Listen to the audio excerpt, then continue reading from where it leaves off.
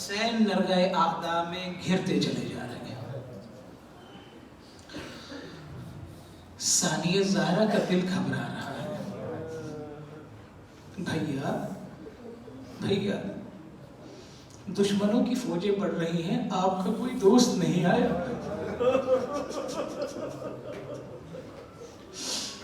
بھیا آپ کا چاہنے والا کوئی نہیں ہے؟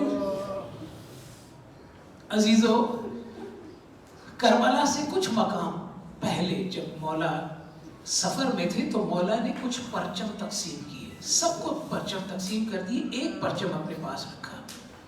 کہا مولا یہ نہیں دیا, کہا اس کو لینے والا بعد میں آئے گا. وہ کہاں ہے؟ خط لکھا, من الحسین ابن علی ابن ابی طالب الى الرجل الفقیح حبیب ابن مظاہر.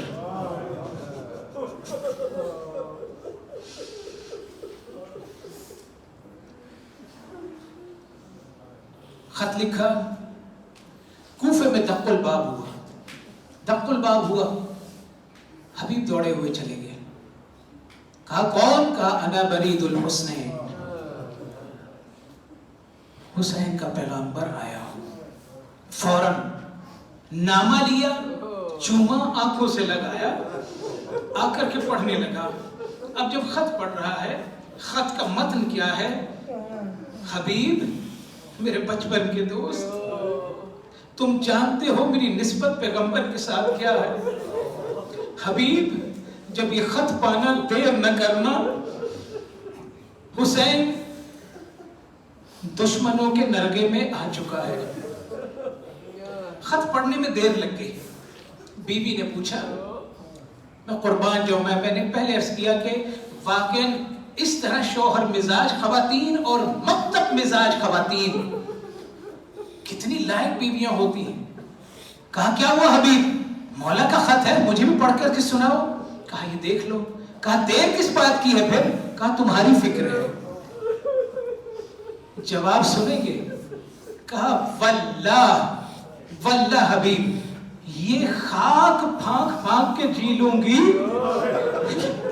میری فکر مت کرو, فوراً حسین کی مدد کے لیے پہنچو,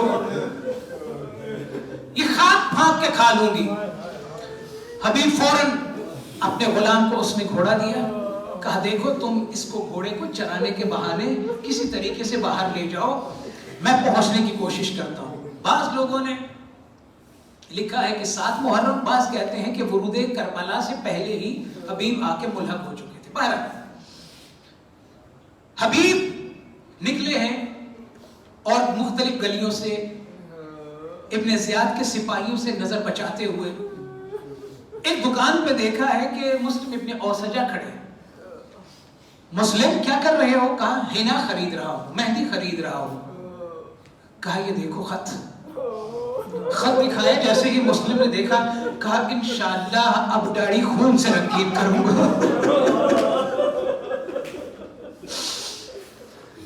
اجرکم علی اللہ. عزیز الدین بہت کم رہتے چلے جا رہے ہیں, ہمارا گریہ ابھی تک بلند نہیں ہوا. کہا حبیب تم پہنچو, میں بھی نکل رہا ہوں. اب حبیب کو گلیوں سے نکلتے ہوئے تھوڑی دیر لگ گئی.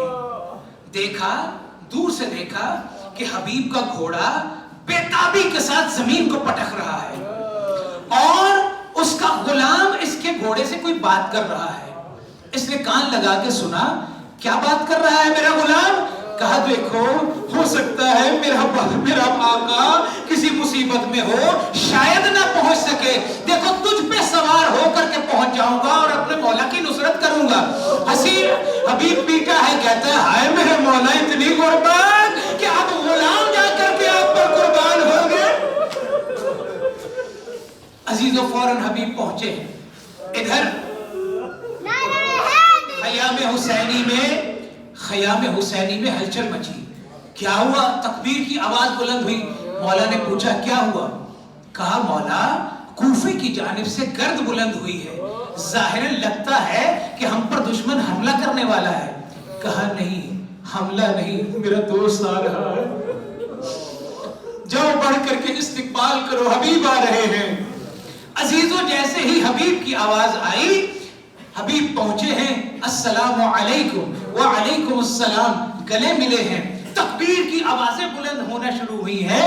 इधर ख़याम मुख़द्दरात इस्मत में जनाब ज़ैनब सलामुल्लाह अलैहा ने फिज़ा से कहा, फिज़ा देखो तकबीर की आवाजें क्यों बुलंद हो रही हैं। फिज़ा बाहर आई, आकर के देखा हबीब आए हैं, फौरन वापस आई, बीबी हुसैन के बचपन का दोस्त हबीब पहुंच चुका है। कहा अच्छा, बीबी फिज़ा जाइए और जाके हबीब को मेरे सलाम कहिए।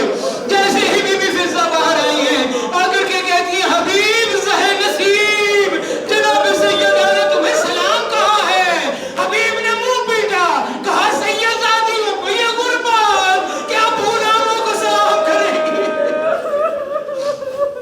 अजरुकुम अलल्लाह, अजरुकुम अलल्लाह। अजीजों, रोज़े आशूर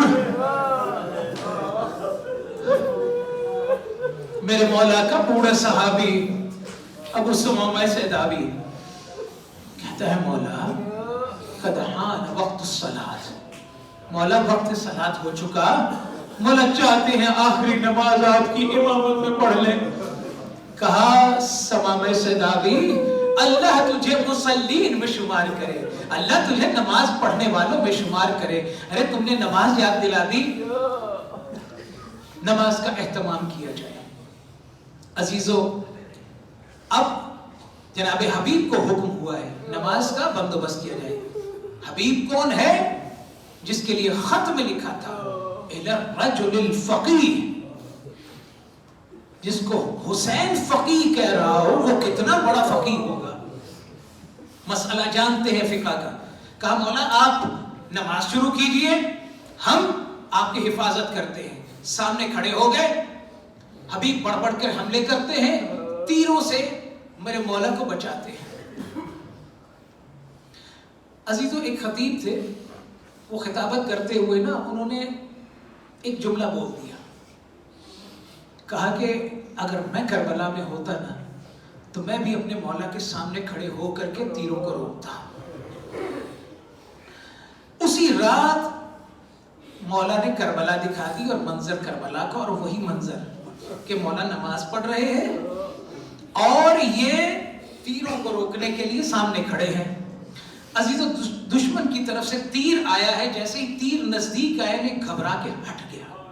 जैसे ही हटा है वो तीर मेरे मौला को लगा। बड़े परेशान, या अल्लाह ये क्या हो गया, मेरे मौला जख्मी हो गए। नहीं, अब नहीं हटूंगा। दूसरा तीर आया, उसकी सनसनाहट की जब आवाज सुनी फिर घबरा के हट गए। दूसरा तीर मौला को लगा। ख्वाब में देख रहे हैं, जब इसी तरह घबराहट से 3 तीर लग गए ना, तो हट गए। कहा मौला मुझे माफ कर दे, ये काम बड़ा सख्त है। मौला कहते हैं आज के बाद मेरे सहाबी किसी का मुकाबला न करना, मेरे जैसे सहाबी किसी को नहीं मिले हैं, मेरे किसी सहाबी का मुकाबला न करना। अजीजों, इधर नमाज तमाम हुई, उधर हबीब के सर पे एक ऐसी ज़र्ब लगी है कि हबीब के मुंह से आवाज आई, या मौला यदरिकनी। मौला दौड़ते हुए गए हैं, हबीब का सर अपने ज़ानू पर रखा है। इन्ना लिल्लाहि व इन्ना इलैहि राजिऊन। हबीब दुनिया से रुखसत हो गए। 12 मुहर्रम, बस आखिरी जुमला अजीजों, और जब याद आए तो रो लेना। 12 मुहर्रम ये काफिला कूफे पहुंचा। हबीब का सर जिस शख्स के पास था, ये चाहता था कि मैं जाके इब्ने ज़ियाद को ये सर दूं और ढेर सारा इनाम दूं। ये जहां जहां जा रहे हैं, एक छोटा सा बच्चा है जो इसके साथ साथ चल रहा है। ये जहां जाता है वो छोटा छोटा बच्चा साथ चलता है, नाबालिग बच्चा है, इनकी उम्र का छोटा सा बच्चा। वो अंदर गया है, ये बच्चा फिर उसके पीछे, बाहर निकला है, फिर बच्चा उसके पीछे। एकदम से उसने एहसास किया ये बच्चा मेरी जासूसी कर रहा है। कहा कौन हो तुम, क्या चाहते हो? कहा तुम जानते हो ये सर किसका है? कहा नहीं, मैं तो ये इनाम लेने के लिए सर मैंने रखा हुआ है, इब्ने ज़ियाद को दूंगा, इनाम लूंगा। कहा तुम जानते हो ये किस अजीम शख्सियत का सर है? कहा किसका? कहा मेरे बाबा हबीब इब्ने वज़ाहिर। तुम्हें خدا کا واسطہ